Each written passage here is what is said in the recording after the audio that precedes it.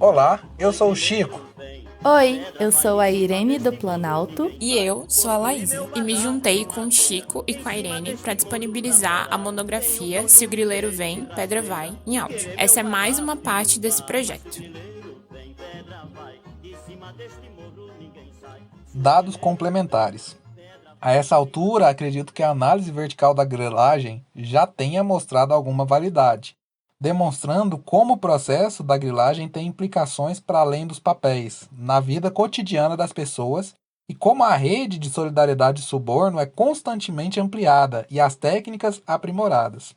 Antes de passarmos para considerações finais, porém, queria destinar algum espaço para dados complementares a tudo isso, oriundos dos levantamentos feitos ao longo da pesquisa.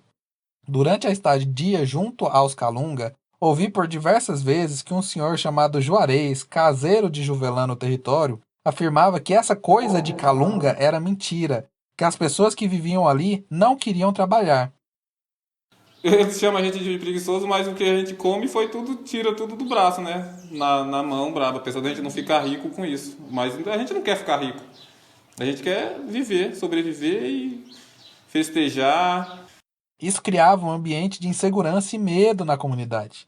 A acusação de preguiça não é uma novidade. Integra o discurso de elites latifundiárias desde o século XIX, pelo menos, quando parte do discurso de decadência era atribuída à ausência de ímpeto capitalista, à falta de vontade de trabalhar, à preguiça, moleza e sinônimos. Os métodos de criação e implantação são a expressão de como essas pessoas fizeram o melhor com os recursos disponíveis, guiados não pelas leis do mercado, mas pela necessidade do cotidiano. Exemplifico. A forma extensiva de criação de gado, criação na solta, foi muito criticada por ser considerada destrutiva. Todavia, as técnicas adotadas maximizavam os recursos disponíveis, terra, e minimizavam os que faltavam, capital e trabalho, ou equipamentos de melhor qualidade que os pequenos produtores não poderiam adquirir. Dessa forma, é preciso estar sempre atento ao discurso de que a região é extremamente rica e fértil, e carece apenas de trabalho. Viemos a descobrir em campo que Juarez também era calunga, mas do Tocantins. Em entrevista, ele disse que estava ali a pedido de Juvelã e que recebia uma gratificação mensal. Afirmou também que a ideia era cercar as terras, já que o suposto proprietário possuía os papéis e não havia recebido a indenização. Mas o comportamento na entrevista foi muito diferente do que esperaríamos de um integrante dessa rede de solidariedade. Era uma pessoa comum que foi convencida ou se convenceu a pensar como latifundiário, repetindo parte de seus argumentos. Durante a pesquisa de campo, não houve nenhum relato de violência física na Bonito. Os moradores citaram o comportamento de Juarez e outros capatazes como amedrontador. Não sabiam se algum deles poderia estar armado ou algo do tipo. Como eu havia dito anteriormente, toda a articulação que os calungas construíram com o território em uma rede internacional de cobertura impede que haja iniciativas mais agressivas contra os membros da comunidade. Mas isso não impede que se crie um tema de tensão constante, com pequenos gestos como ameaças, quebra de mata-burros, corte de cercas, impedindo coleta de madeira, etc.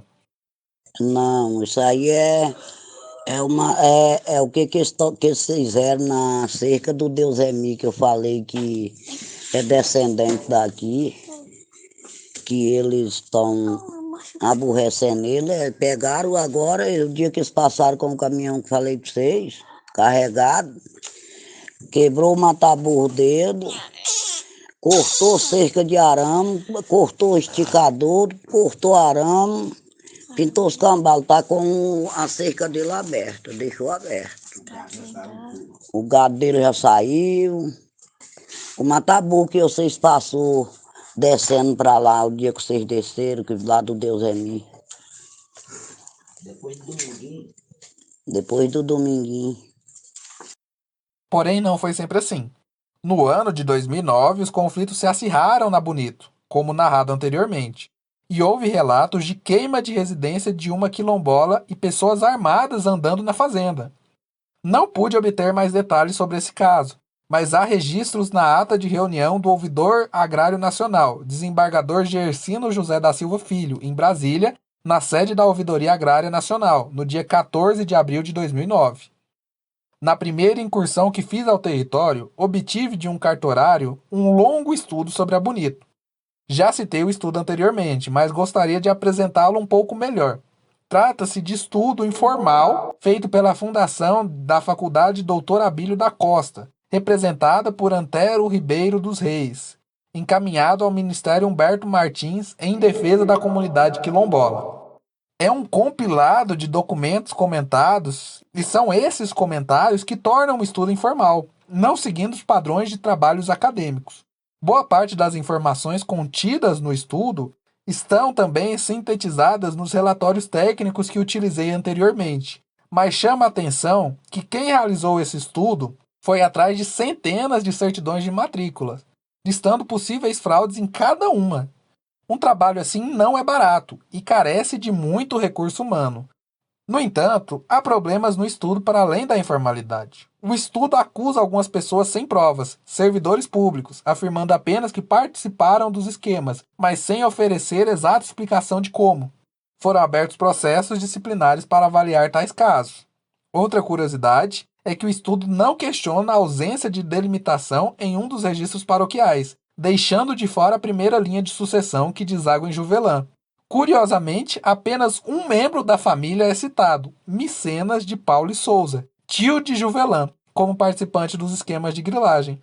Entretanto, Micenas de Paulo e Souza realizou negociações com a terra que depois foram contestadas na justiça, reforçando os argumentos do sobrinho. Não sei dizer se há ou não intencionalidade nessa omissão, mas a ausência é notável, considerando o esmero em compilar e analisar tantos documentos. Apesar dessas questões, o estudo realizado aponta com documentos a participação de outros grupos grileiros interessados na Bonito, a exemplo de Arnaldo Córdova Duarte, grileiro conhecido no DF como uma rápida busca no Google pode comprovar, que aparece como representante de Eustáquio Borges de Oliveira, já citado nessa monografia, em uma venda feita a Criselilson dos Santos, que revendeu para terceiros. Outro mencionado em casos no país afora é o advogado Bauer Souto Santos, que aparece como procurador de Miguel e Badia, supostos filhos de Abraão Simão. Curiosamente, o Sr. Bauer Souto é citado na mesma notícia que fala sobre João Batista, em Dianópolis. É válido recordar que João Batista foi também procurador de Miguel e Badia, quando da transferência de direitos para Adélia Maria, caso já citado. Há também registro de que vários documentos lavrados no segundo ofício de notas de Alexânia, onde há indícios de fraude, como se pode ver no processo destacado no link. Há ainda dezenas de documentos sem assinatura, provavelmente falsos, relatórios que comprovam fraudes e irregularidades para além do registro de imóveis, encerrando com mais detalhes sobre o afastamento de Erli Nunes Bandeira e sua equipe e um mapa que mostra os limites dos registros paroquiais. Nada que agregue muito mais ao exposto. Importante reforçar o que foi dito inicialmente. Esse relatório foi olhado com muito pragmatismo, pois não pude delimitar o exato motivo para um estudo tão robusto. Há entre documentos importantes acusações infundadas e ausências notáveis.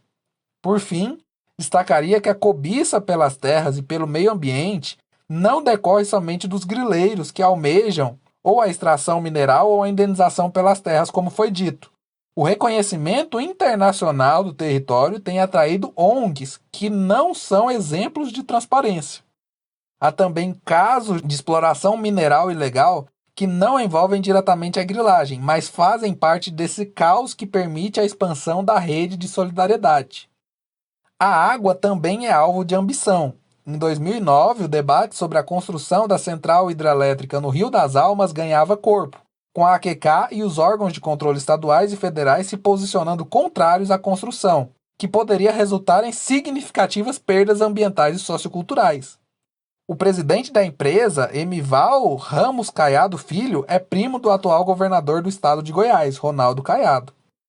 A peleja só encontrou fim em 1º de março deste ano, 2021, quando uma das gerências da SEMAD recomendou que o pedido de licenciamento da Rialma fosse indeferido, por também avaliar que o empreendimento apresenta ameaças sociais e ambientais.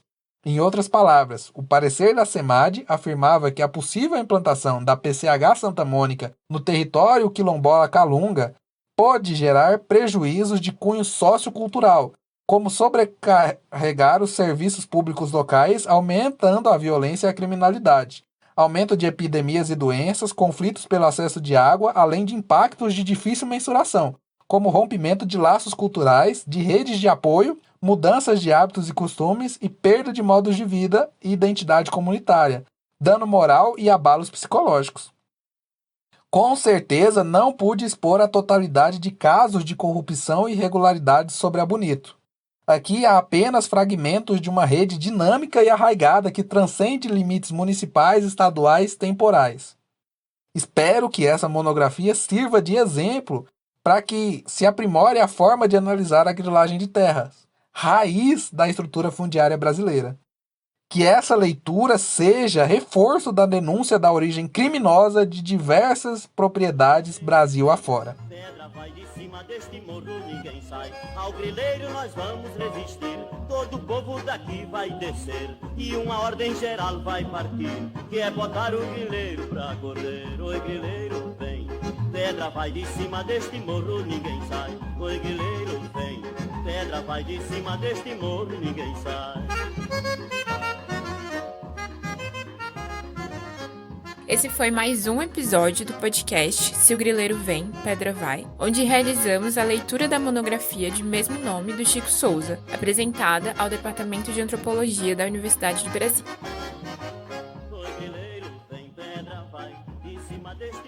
Texto, Chico Souza. Vozes, Laísa Fernanda Alves da Silva, Irene do Planalto Chemin e Chico Souza. Consultoria de podcast, edição e montagem de som, Irene do Planalto Chemin. Fotos, Durval Mota e Chico Souza. Identidade visual, Alex Nogueira. Divulgação e mídias sociais, Laísa Fernanda Alves da Silva. A música tema é Grileiro Vem, Pedra Vai, do Centro de Cultura Popular. Na descrição desse episódio estão disponíveis as referências teóricas citadas, a monografia do Chico completa e o endereço das nossas redes sociais. Pedra vai de cima deste morro, ninguém sai. De cima deste morro, ninguém sai. De cima deste morro, ninguém sai. De cima